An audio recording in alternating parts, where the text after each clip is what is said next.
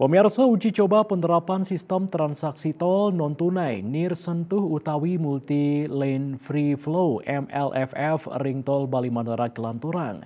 Ini diucap kebausang oleh Menteri Pekerjaan Umum dan Perumahan Rakyat PUPR Basuki Hadi Mulyono.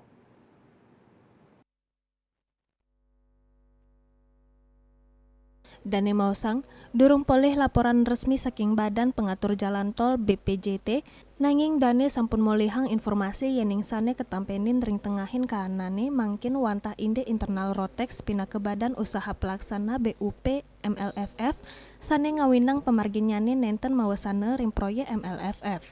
Basuki ngawawahin proyek MLFF dados investasi murni saking Rotex sane nenten ngangge dana APBN.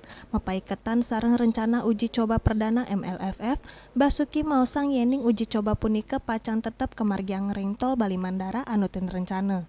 Ngeninin rencana penerapan MLFF ring ruas tol Tiosan, Basuki mausang indike punika pacang keputusan ring sampun laksana yang evaluasi uji coba penerapan perdana MLFF ring tol Bali Mandara.